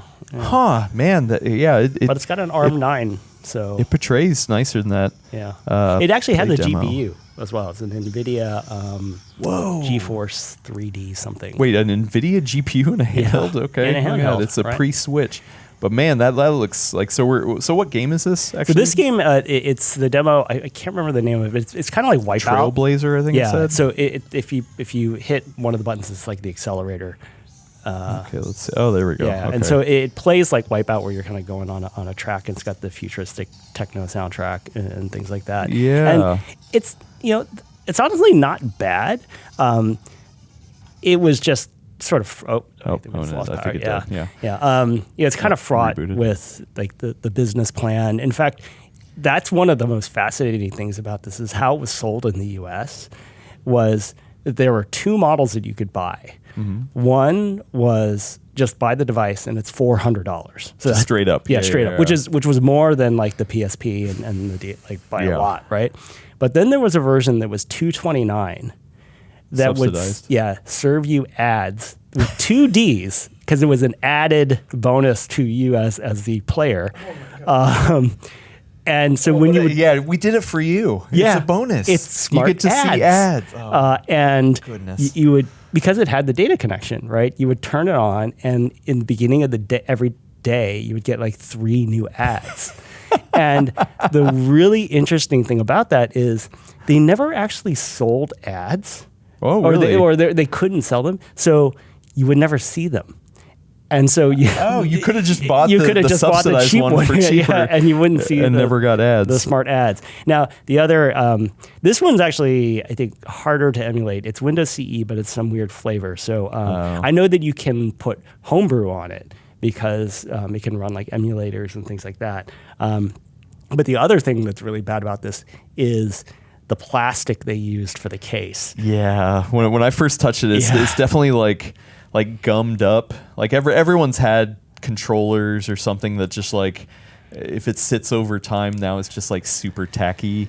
Yeah. Unfortunately, and I don't remember the reason why. Is it like a coating? Like it loses its coating? Yeah, it's something over like time it like leaches out like I think some sort of petroleum product or something like that. And so it's really sticky. And in fact, I have cats and dogs, and so there was like, I can't get this near them because I'm going to like track that all in here. Check this out. So I went to the movies section. Yeah. Mr. and Mrs. Smith coming to theaters near you. Yeah. But the face buttons are also play, pause, and stop, which is interesting. It's not ABXY. These top buttons, like that have different functionality, these are mushy as hell. Yeah. Like you can't actually tell that you're depressing some of them. I mean, maybe it's just like a quality thing over time, but no, it was like that when it was new. Oh, really? Okay. The D-pad is interesting. It's like a shield style, and it doesn't have. It has distinct cardinal clicks, but like this actually doesn't feel bad. Or it doesn't feel as bad as I expect it to. Yeah. Maybe that's a better way. And like, do I that's love the same it? with No, all but of these, right? There's something about every one of them that is interesting. Oh, right? Does this just take an SD card? Yeah. Oh, that's just standard SD. Yeah. Okay. Yeah. Oh, yeah. Oh, demo card. Yeah. Oh, okay. So the games just came on these little SD cards. That's actually a really rare card. Oh, really? Oh, okay. Because Sorry, I mean, you can take it out of there. It's one of those things where this was it's a demo in a kiosk, right? And so okay. they didn't really Kiosk sell unit. it like that. Looks like it has a replaceable battery. Yep. Yeah. Okay. The other funny thing about this is when I went to test it, it doesn't even start up if you don't have a SIM in there. Now, it doesn't have to be an active SIM. It just has to have a SIM. Yeah, because I turned it on, it says no SIM. I'm like, do I need a SIM card for this? And fortunately, I have a ton of old phones and everything, and so I was able to grab out an old, like, big chonky SIM. But yeah, because it was like that whole data plan piece of it, right? Okay. There's one other thing I came across when I was kind of doing a little bit of background, sort of remembering things. I mentioned, that EGM issue. Mm-hmm. They had a really funny quote about the DS in that issue. Okay. And it's, the Nintendo DS assuredly feels new and different, but it remains to be seen whether gamers will warm up to its distinctive personality. Yeah. Third best selling console of all time. Yeah, right. Yeah. Well, I mean, I think especially that version 1, like the design of it. I kind of liked the two-tone design that Reggie originally showed off with like the black, and then what came out was a little bit different. But yeah, that is a funny pull quote. Because when they talk about the PSP is the first one in the article, and they're saying like, look at these graphics, and like, it's more adult, you can play cool. UMD movies and whatever and all these other things, and then they're like, oh, this is this quirky little DS thing, right? Nintendo's still making kids stuff. I guess. And it's that once again you want to kind of put things in context, right? And so that's why there's like a thing about the Tapwave Zodiac, because they're like, here's this productivity Palm Pilot with controllers, right? And it's got Tony Hawk, and then here's this weird thing that does AR, and maybe that's the future, right? With having data plans and GPS, and so once again, people weren't like, they were pretty sure that the Zodiac and Gizmondo weren't going to set the world on fire, but they also weren't sure if it was going to be a complete flop or people might actually gravitate towards some of the features. I mean, this isn't necessarily related to the .com bubble, but like there was a lot of money in this stuff. Oh yeah, of course the Gizmondo, like the famous stuff, but like I feel like there was enough attention that people thought there was cool things you could do there, that it was the future. I mean, obviously, I think everything just pretty much solidified around the phone, like the iPhone, and just kind of went that way. But having a distinct handheld that gamed was different than trying to take a handheld and interject multimedia features into it. Right. Like I feel like all the multimedia stuff, the camera, we're gonna watch movies, you're gonna connect to GPS, that all went to the phone, where really the handhelds continue to just be handheld gaming devices for the most part. For the most part. And so one other thing, EGM 195, for the coverage of the Gizmondo when it actually launched, in big block letters, is what the hell is this thing? Right? Because they're like, what's going on here? Like, now that it's actually out. That is interesting. Yeah. That is interesting. Yeah. Yeah. All right. So maybe let's go to things that are actually in our pockets. Oh, you want to talk about just so you're not just bringing this Gizmondo around and playing games on it? Well, actually, I don't think the Mega Deck will fit in my pocket. You could get some Jinkos, man. Yeah, I know. Well, era appropriate. Maybe it would fit in this, or like cargo pants. Yeah. Right. That's the big. Well, one. what modern stuff are you playing? So actually, I did have something that I was going to bring on the show. Okay. But then I broke it. Oh, I didn't break it. So no, you didn't break it. It wasn't Adam. So Nintendo released a Zelda Game & Watch anniversary, and so it's basically like the Game & Watch format, but it played a bunch of the old Zelda games. Yeah. Some very clever, enterprising folks have created a mod that allows you to install emulators on it. And so you have this like high quality Nintendo hardware, super tiny form factor that plays up to like TurboGrafx. Okay, I was going to ask like how far can it actually emulate? And so TurboGrafx. Okay. But it's a really hard mod because you have to solder the pins, you have to dump the firmware, you have to unlock it, and then you actually have to use a hot air gun to lift off the memory and replace it with more. What? And then you solder to the CPU to have the SD card reader. And all of this is in a super tiny form factor. Dude, how do people do this? I would encourage you, if for folks listening or watching, just even watching Tito over at Macho Nacho Productions did the mod. Oh, he did? Yeah. Oh, okay. And so there's a video of it. I'll put a link in the description. And it just the amount of collaboration that all these different people had, because they figured out different parts of it. It's like, oh, okay, I found a way to unlock the firmware, right? And I found this, but there's not enough memory. So how do you fix that? Well, you could upgrade it. So I was doing this mod, and I was at the second step, which is upgrading the memory. I was able to dump the firmware and unlock it. And I was using my hot air gun, and one end lifted up fine. Okay. And I'm like, okay, this is cool. And as I was pulling off the other end, 3 pads ripped off. Oh. And we're talking about traces that are smaller than a human hair. And so I'm not going to be able to fix that. Oh, no. Fortunately, they're not that expensive, so I'm going to try it again. But I think if I mess up the set the next time, I'm like, okay, maybe it wasn't meant to be. Because you need more devices that you can emulate on. Well, right? yeah, of like course. you don't have enough emulation devices. Well, this is that you mentioned that. It's like, this is a form factor that I actually probably could see myself throwing into my pocket. Okay. Right? I mean, Russ talks about this all the time, that he always has a daily carry that is super easy, super pocketable. Sure, it's not the best handheld out there, but it is the best one for just bringing out when you're waiting in line. Yeah. Like I think now he's kind of on the RG Rotate on that, but before that, I think it was the now I don't remember. Was it the TRIMUI brick? Maybe I can't remember. But yeah, he so you're kind of talking about that size, like that kind of idea of, hey, you know what? It's just a quick little thing that you can pull out. I've never seen one of these in person. Like they don't still manufacture these, do they? Well, they only came out a couple years ago, so yeah, you can still find them pretty easily if you look for the Zelda Game & Watch. And there's a Mario version. I do like the design of it. Yeah. Like I like that kind of like green and reddish.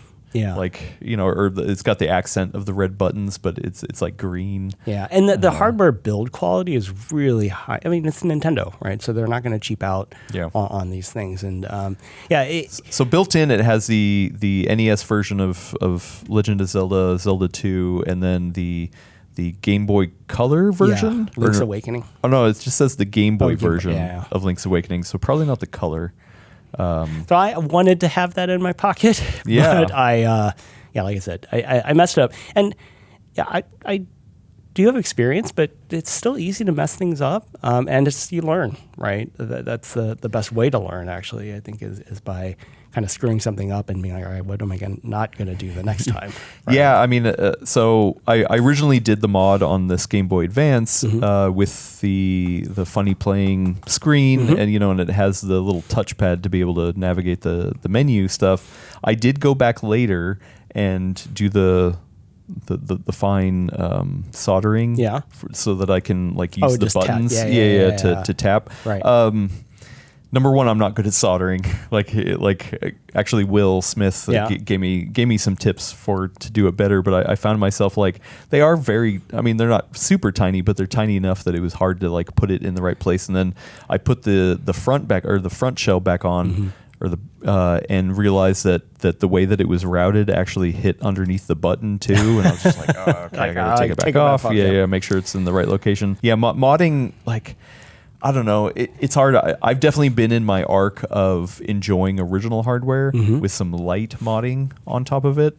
There are certain things, like I had bought that original DMG from you, and I'm like, you know what? I looked into the mods, and I was like, I kind of like having this one just original. Yeah. I mean, maybe a power kind of. I don't know if they make USB-C rechargeable. Yeah. There's all kinds. So I'd probably mods. do that. I don't know if that's called a mod though. Because this isn't really modding. You're just placing a new form factor in there that mimics a battery. So a mod is something. A mod? I consider a mod to be anything that isn't factory standard. Oh, right. Okay. I hear a lot of people that are very intimidated by soldering, and I encourage people to learn, especially nowadays with things like the Pine Sol and you have a lot more temperature control than those blister pack ones you used to get at Radio Shack that were the temperature was the surface of the sun or something. And there's tons of practice kits. That's actually how I taught my partner. Practice kit. Yeah. That's a good idea. We built these little projects, right? Like a little electronic dice kit or something like that. And so it's a good way to get a sense of learning the basics of soldering. I never thought about that. Yeah, it just kind of a good introduction. So and Pine Sol or any of those USB-C powered soldering irons are $30, right? Yeah. And so it's one of the ones I have too. And actually, I think my speaker on my Game Boy Advance, it kind of crackles and it feels like it's not as loud. Yeah, and so I was like, okay, you know what, that might be a nice, simple, easy solder. Not easy, but it's only 2 wires. Yeah. So theoretically, and you can buy replacement ones on a retro game repair shop or whatever. Yeah. Good stuff. I definitely want to dip into it, but what you're talking about with the Game & Watch thing, I'm like, nah. Okay. Even I was like, am I going to be able to do this? And of course I messed it up, so maybe the answer is no, but it is still one that I think even doing the mod itself has been very satisfying. Like when I dumped the firmware, I'm like, yeah, all right, because I had to have Linux installed on my desktop. Really? Yeah. Hey, join yeah, the I know. club. Yeah, I'm a Linux professional now Right. too. Actually, this is kind of a side note, but it applies to this. I've been wondering lately that is this a good thing that everyone is taking these older pieces of hardware and then modding them to new standards? Like, because then at some point everything's just going to be modded. Like that Game & Watch. Yeah. Like if enough people try that mod and just burn through them and break them all, then you don't have that original hardware anymore.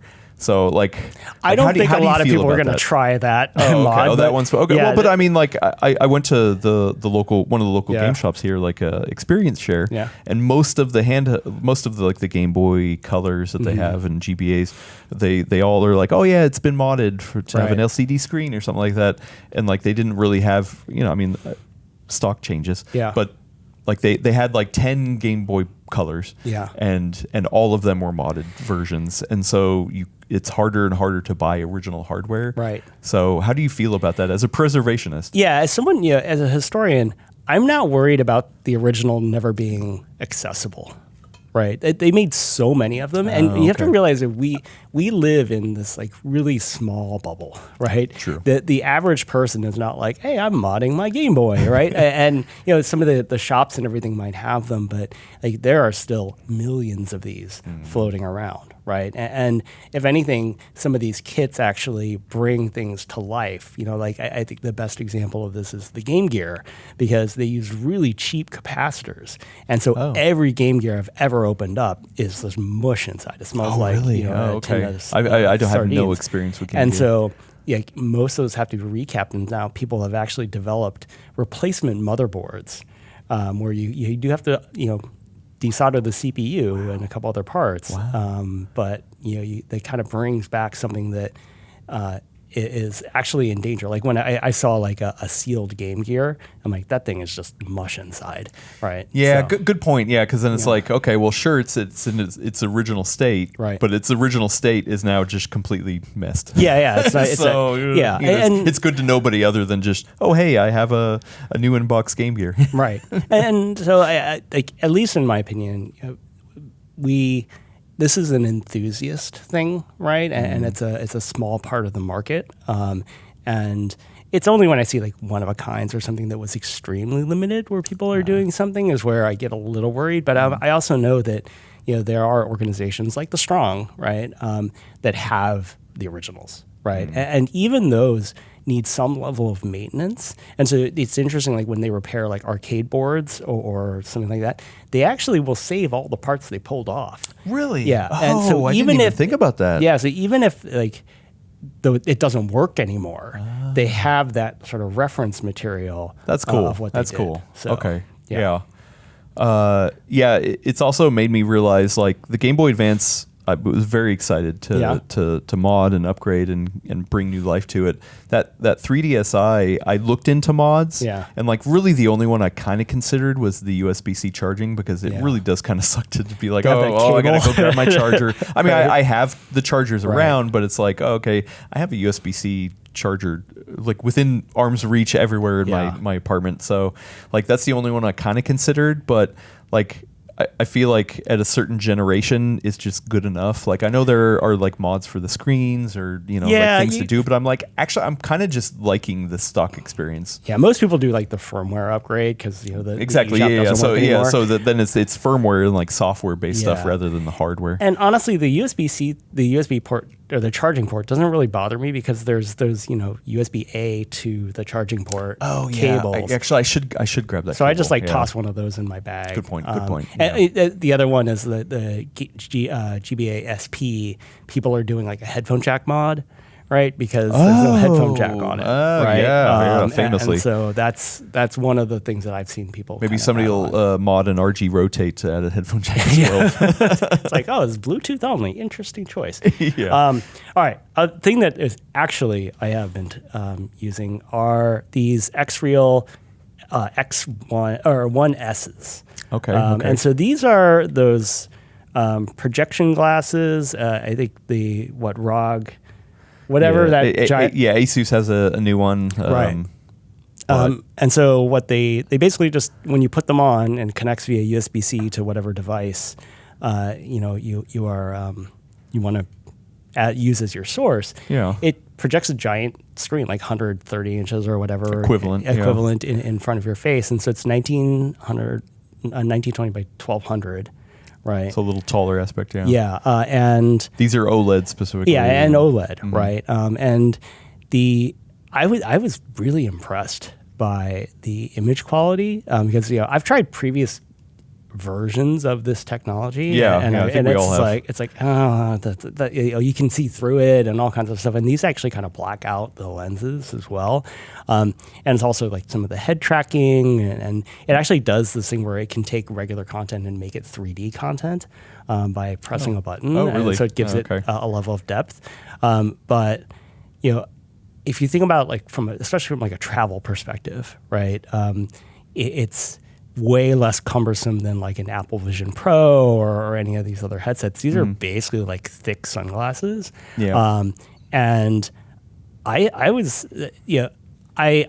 say I'm not necessarily sold on the 1S because the field of view is only 52 degrees. And so you can pretty easily like get to the edge of that. Yeah. But they did announce the Project Aura with Google, and that's like a 70-degree field of view. That's pretty wide. And that gets me excited. Yeah. The other thing is, you mentioned the Asus like ROG version, which I think they're bundling with the X20.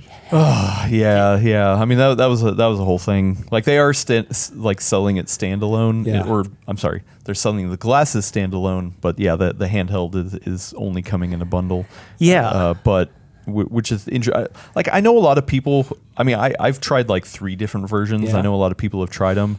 I think a lot of people have dismissed it because either the LCD panels were crappy or like just the experience was not good. But I feel like it is in a good place now. Yeah. Especially with the OLED panels. I really do like the head tracking. I think the head tracking changes the equation because rather than just it locked to your face and like whatever micro movements your head is doing, it just is one, right there. The head tracking stuff makes a difference because you either can lock it in a place in perspective and look wherever you want, and it's always in the same spot. But actually, I tried it out before the show here, and I plugged it into my phone, and by default, it did stay within my eye range, but it wasn't a complete 1-to-1. It was actually almost kind of stuck in a spot until the bounding box moved it to push it around. So if I moved my head a little bit or kind of had micro adjustments, it didn't move until I moved my head to the side, and then that bounding box kind of pushed it along with me. So it's hard to describe. We can't really show it in a good way, but I bet their website has some videos that you can watch of how it works. But like I feel like the technology's gotten there. I think the other consideration though is like the technology's not coming cheap. So the pricing is definitely a thing. These are $450, right? The Pros are $550, I think, and the ROGs are $850, right? Yeah, and these are accessories. Yes. So it's like you're not playing anything on them. You have to plug them in to something you already own. So like that's a lot to ask for just an accessory. Yeah. I really, this is one of those technologies where you kind of need to see it to get a sense of whether or not it's going to be good for you. But I will say, if you get a chance to try these out, you should definitely take it because I wasn't expecting a lot, but so once I had what kind of stuff you playing on? So I was connected to my Steam Deck. And I was playing Terratech Legion and games and stuff like that. And then I actually connected it to my iPad, and I was watching a movie, right? And so it was just kind of getting a sense of what are some of the use cases. And if I'm traveling, if I don't want to look at a tiny screen, right, a handheld or whatever, like this is an alternative, and it's not that big, right? Like I said, it's far less cumbersome than some of the other solutions that were out there. I like the idea of it. Yeah. Obviously, it depends on how much you're taking. $450 like the idea, right? To like the idea, but like the quality is definitely there. Yeah. The other thought I had of it too, though, is that you have to have something that can output that. Yeah. Because I was like, oh wait, if I put like a USB-C mod on a PSP or a DS or something, could I? No, they don't that's only for out. charging. Yeah, but it's not actual. It has to have video out. So. Right. Like you can't play retro games, and especially because I was playing my Game Boy Advance, I was like, okay, well, it's not applicable there. But for all these new x86 devices, Steam Deck, Allies, Lenovo Legions, I will say the one place where I have used it the most, and my wife just completely makes fun of me when I do, is that when I plug it into something like the Legion Go, put it off to the side, and then detach the controllers and lay down in bed. And so I look like a dead body, just like sitting there laying. Or the Switch. I just look like a dead body, just like looking up into my glasses, like holding my controllers down by my side. But man, is it comfortable? You know, that is exactly what my partner said when I brought him into the house, and they were like, "Wow, I can." Lie in bed and play Plate Up or whatever. It's like that's a use case. So 100%. All right, one last thing in my pocket, then I got a little surprise. So this is the Acegamer T50. Now this is not like high end tech. I got this for $11 on an AliExpress sale. Yeah, so this is a controller, very small, pocketable controller. And when you first gave it to me, it's like a candy bar kind of style layout. It has all the modern buttons on it. And then the thumbsticks, I thought were like the slide sticks. Yeah. You know, like a PSP or a Nintendo DS kind of nub kind of thing. And then I was like, wait, these aren't sliding. These don't feel good. And you're like, oh, actually, there's a button in the back. So there's these two little levers in the back that when you press them, up pops the actual thumbsticks. So they're like hidden when you don't use them. And then I was like, oh, okay, these are just the kind of thumbsticks that you would feel on any emulation device, like a Retroid Pocket or something like that. So, but it's actually genius. I've never seen it like hidden that way. What's your use case? So, for this? My use case was I was thinking about when I travel, what do I carry with me? And I tend to travel very light. And so what is the device I always have with me? And one of those is like the iPad Pro for me. Okay. And I was thinking, well, what if I had emulators on the iPad Pro? How would I control them? And then the sale came up. Yeah, exactly. I have my hands on the touchscreen. But normally it doesn't work, right? And so, but I also didn't want to throw like an 8-bit do like controller or something because that's bigger. It's a full-size controller. Yeah. Well, I mean, they have options, smaller options too. And so it's like, what is a small controller? And I saw this thing go for sale. I'm like, you know what? I'm going to at least try it, right? And it's not like I have buyer's remorse, right? Because I mean, my Waymo over here was more than this thing costs, right? So I think it's a really interesting concept, right? And it's Bluetooth. It does connect to Switch. It looks like it has two modes, X input and Switch. Yeah, I haven't had enough sort of controller time to say whether or not it's amazing. It's serviceable, right? And like we're seeing with the camera, it's the one, it's the controller you have on you. It's better than the touchscreen.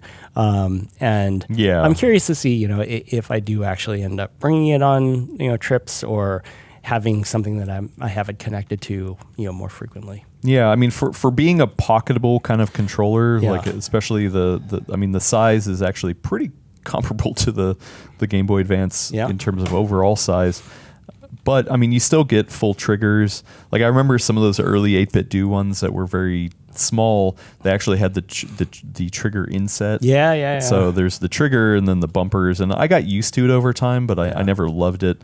I even though it has a protrusion, I'm okay with that. Really, it was always the sticks. Yeah. So like this is the one thing where I'm like, wow, I actually don't know if other manufacturers do this kind of thing where you can hide the sticks like that. That makes it way more pocketable, kind of thing. All right, last thing, and this is the surprise. Surprise! We had mentioned that I'm your hands dealer or your handheld dealer? Yes, my dealer. Give me my fix. What do you got? So as I was digging all this stuff out, I did find something that I want to give to you. Give to me? Yeah. Okay. Well, you don't and do that, I think it's important. All right. Oh, and he's reaching down in his bag. I really don't know. He said he had a surprise, but I have no idea. Whoa. This is a launch PSP. Dude. I got this. In box. I got this by lining outside of Fry's Electronics in Palo Alto on launch day, and it was one of those things where they made you buy like a huge bundle, so I had like to buy all these games and like carrying case and everything else. And so when I was digging things out, I pulled this out. Now you do have to get a new battery because the battery in there is a spicy pillow. Okay. Yeah, I've dealt with those. Yeah. No, I can pay you for this. You don't have to give this to me. But that is all. You know, I've been looking for one. I definitely I think the last time at the flea market, I was hey, if you see one, just let me know. Right. And I've definitely been looking. Even when I was in Taiwan, there was a couple that I was like, well, because people have told me like, if you get a Japanese one, maybe you can get some different colorways. And it's not region locked. And so I was definitely looking, but I didn't pull the trigger. Yep. And man, wow. So this is your personal one. This was the one that I lined up for. Oh wow. Yeah, when it first launched. Okay, I'm gonna open the box. So it says value pack on it. So it came with a memory stick duo and headphones. Yeah, and like a little strap kind of thing. Yeah, strap. You've got a little carrying pouch. Came with Spider-Man. I don't actually know if Spider-Man's in there. Oh, yeah, sampler disc. Oh, look at this. UMD video. Is it the whole movie? Or is it? Oh, yeah, full-length movie for the PSP. Spider-Man 2. That's fun. I don't think I've ever seen it in the sleeve. I've always seen the full like sail box kind of thing. By the way, the thing is like way buried in there. Archaeological dig. So this is a sampler disc. Is this like game samples or do you know what's on this? I don't remember. I think there's like demos and video and some it looks like music. Now these I don't ever remember this. Oh, these are PSP branded headphones. Yeah. So they've got a little PSP thing on it. Did they only sell this with the PSP, I guess? They sold them separately. Because I do have those in another package where it's separate. And so, but yeah, this was like sort of here's for everything. And like I said, this is the other like launch day thing in this era was there's going to be demand. So we're going to make you buy a bunch of crap along with it. Well, but were these good headphones though? They're okay. They're okay. They're okay. I don't remember the proprietary headphone connector. Do you remember what the extra pins was that it's for the controls? Yeah, okay. So because I remember you could just plug in a normal quarter inch. Yeah, so it's got like an inline like pause, play, fast forward. With a little clip. Yeah. I mean, look at that. It says Sony, little clip. Yeah. I'm going to, so there's the spicy. That is a spicy pillow. Luckily, our facilities guy knows how to. We found some iPhones recently. Do you have like the sand bucket? Well, he's getting one. Okay. Yeah, because we had a couple iPhones that were in storage that we brought up that I was like, these are going to be an issue. Well, so I had pulled that out when I stored it. Oh, right. and so when I went back in, I'm like, dang, okay. And then it's got the instruction manual, which is very thick, a quick reference guide, and then a guide to video game ratings. This is interesting. So it's like a ratings board guide, but it's officially, even though it's ESRB, it is officially branded PlayStation on there too. Well, you got to tell the parents, what games to buy for your kids. Do you think they had to put this in here? Maybe like ESRB was like, hey, we need to make sure people know what the ratings are because this is not a kid's toy. I mean, there's probably a lot of things in here that are like CYA type things, right? That's what I always wonder. Like I'll go through something and I'm like, why is this in here? Did they? Well, you get the manuals that are like, don't lick the thing that you plug into the wall, right? Yeah. It's like, because somebody did that at some point. Whenever there's a warning. Whenever there's a warning, it's because somebody did this. Right. Now this package is in really good condition. And I think Well, what I did was I opened it up, took out the PSP, and then put everything back. Right? Okay, yeah. See, I have no idea how to get this out of its little thing. Oh, there's like a little lip there. Okay. Yeah. I'm figuring this out in real time, and then here is the PSP. Wow.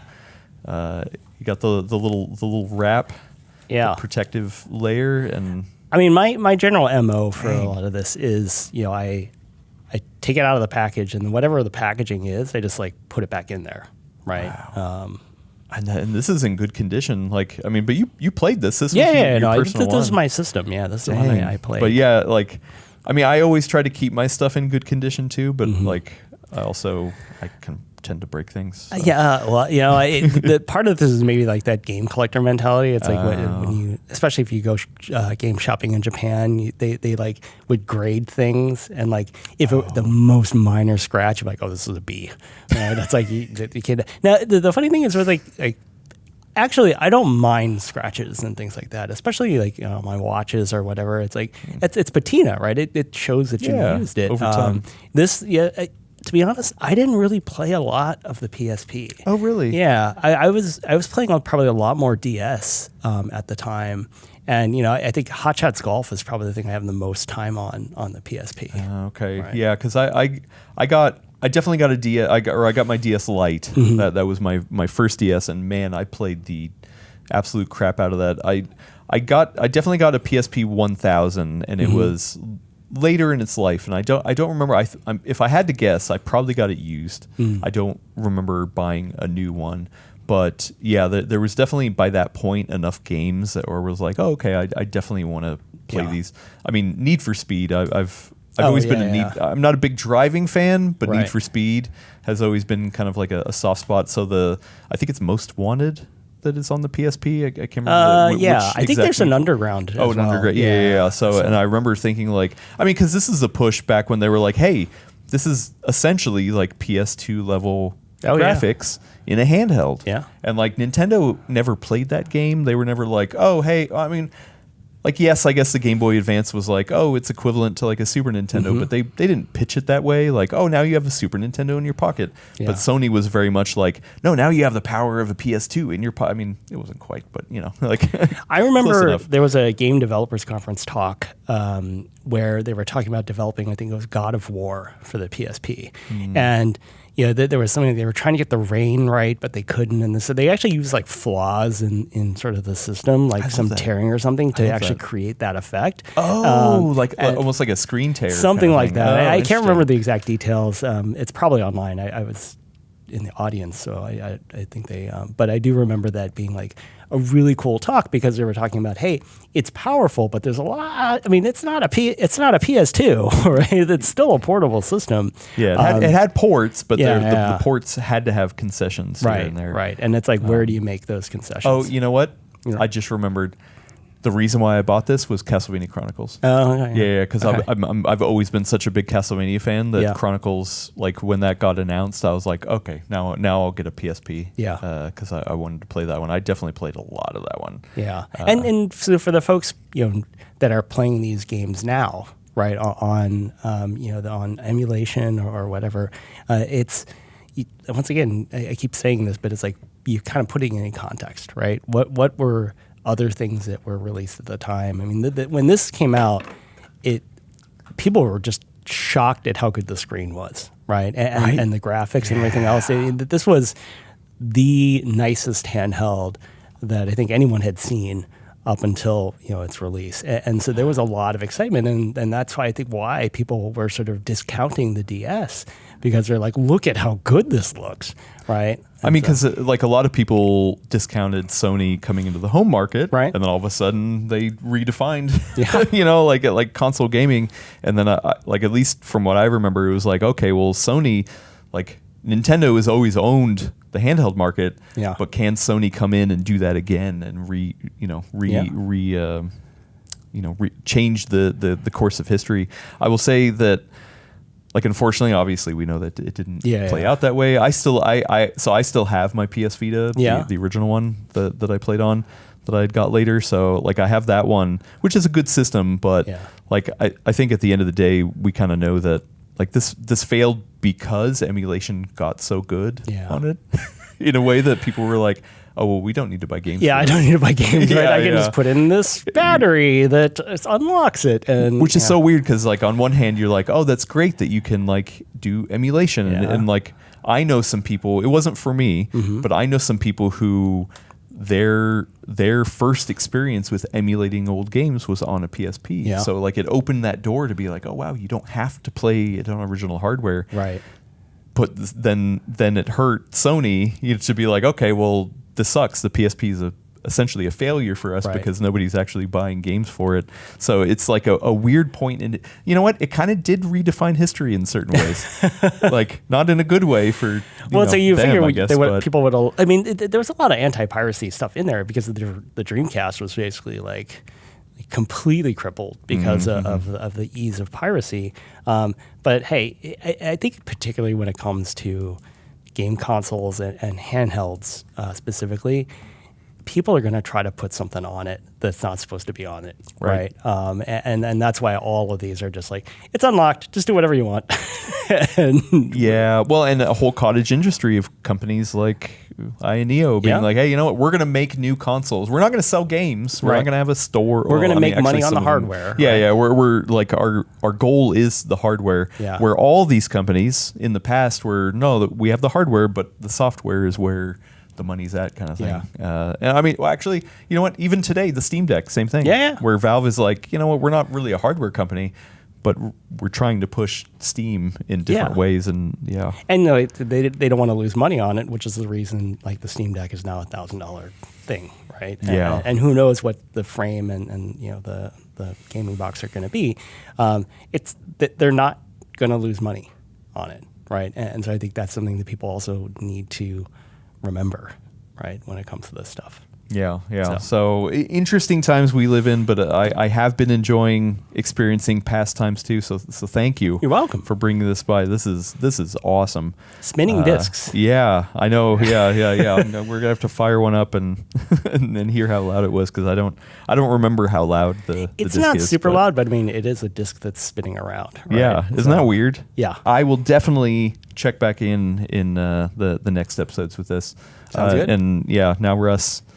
I don't know if Russ has a functioning PSP. A PSP? Well, Yeah. you got to get him on board. Yeah, got to get him on board. Now that I'm remembering, he actually did have some specific questions that he wanted me to ask you. So okay. I'm going to actually pause for an ad break and come right back for a quick Q&A, but specifically for Steve. Okay. So we're back. We have a couple questions. Okay. That coming in from one Russ Crandall. I don't know who this guy is, but maybe long time. Long time listener. Long time, first time. Yeah. He said, question for you, Steve. Okay. I'd love to hear from Steve what he thinks was his favorite handheld historically, and what system he would like to play the most today.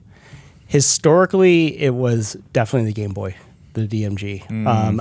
I still remember it because I bought it.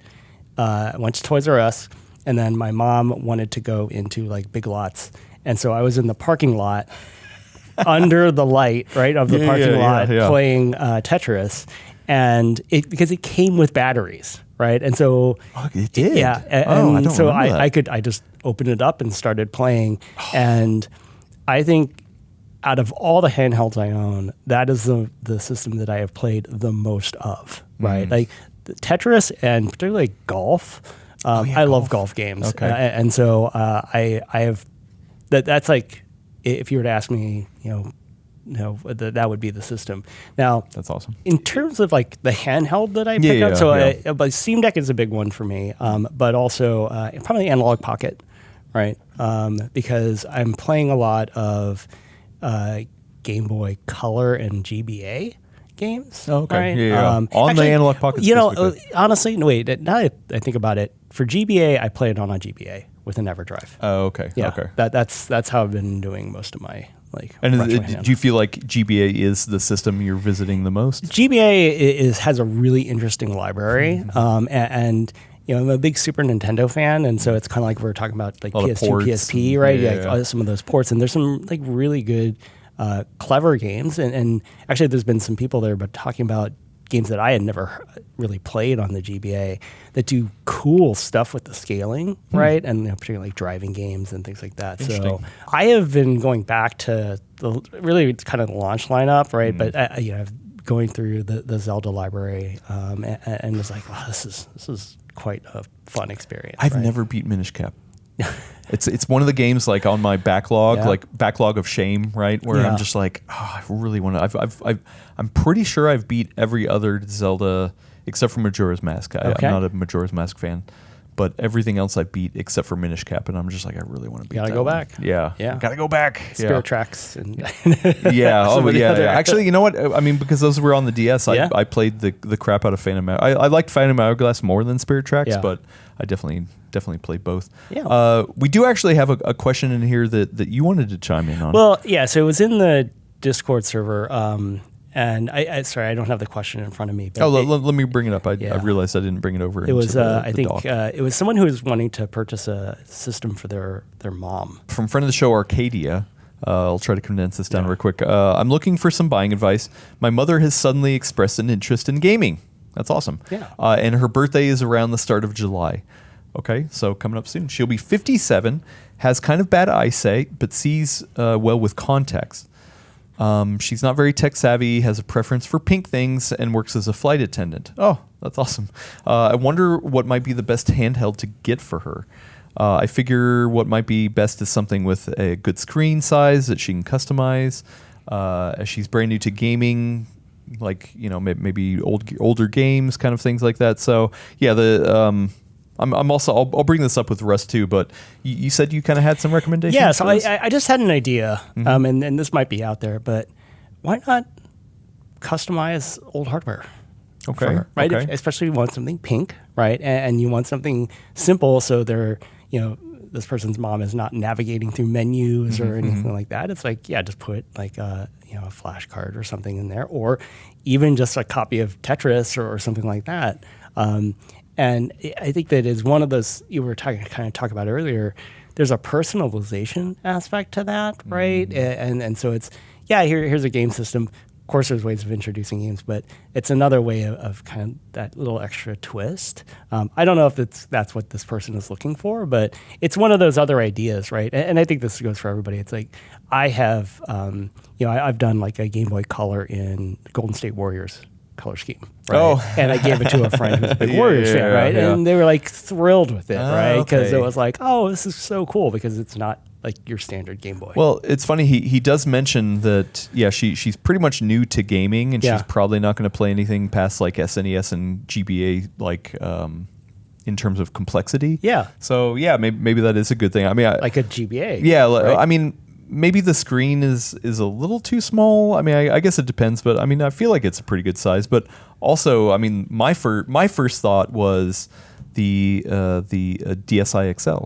Yes, the prices are not great right now for the hardware, but it's got a big screen. Yeah. It can play older games, like, I mean, especially if you put the ROMs on them. And then the idea that it's like it's a clamshell, so it's easily protected if she's gonna throw it in a bag. You know, she's a flight attendant, she's flying around, and also if she needs to pause, like something about that whole experience of the clamshell design, and it pauses and stuff like that. Like that would be my go-to. Like there's plenty of reshell mods that you can do for that.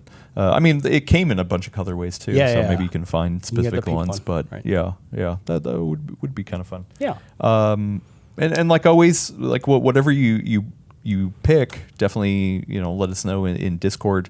I will ask this question next week when Russ is here too, because I'm curious to hear his thoughts, because I mean he'll probably lean more towards an emulation device. Yeah. Where we're talking about like actual original hardware. Gee, I wonder why. Mods and stuff like that. Yeah. Kind of have my lane here. But I like that. But anyway, let's wrap it up. Okay. This expedition has been fun. Like I feel like we went on an archaeological dig, with our little brush, and found some bones and was like, oh wow, look at this. This should be in a museum somewhere. Yeah, here's like this sticky mummy that we've got going on here. I don't know what's going on here. Can you imagine like somebody excavating the ruins, thousands of years from now, and like bringing this out of the sand with a brush, and they're like, wow, what is this thing? Oh, it's so sticky. It'd be covered in sand because of the sand would stick to it. Yeah. And they're like, oh wow, back in the day they used this as a device. Oh, screens, how quaint. Why did they have physical buttons? Nobody does that. Everyone controls with their mind. You have to use your hand. Yeah. You used your hand to play a game. We just use our mind. No, but it really has been fun, and I can't stress enough the work that you guys do over at Video Game History Foundation is just super special. And if definitely go check it out. Support. Check out the archive. The archive is not everything we have because we're still in the process of scanning and most importantly, like the tagging and the cataloging, so it makes it easier to actually find that stuff. But Phil posted a video of our scanning process, so you can see what it's like to get these things like up on the internet. That's so cool. That's so cool. Well, Steve, you are so cool. Thank you so much. And thank you for stopping by. This has been a fun episode. Yeah, for sure. This was great. So, but rest up. Yeah, you too. Recharge. I know you're still jet lagged. So. Oh, yeah. Well, the coffee's kicked in, but I'm still a little in the face. But yeah, I appreciate everyone, and check back next week for the next episode, and Russ will hopefully have returned. Awesome. And then he'll have his own jet lag to deal with. So it'll be fun. And then he will definitely need to rest up. Yeah. So thanks, everybody. We'll catch you in the next episode. Bye. Thank you.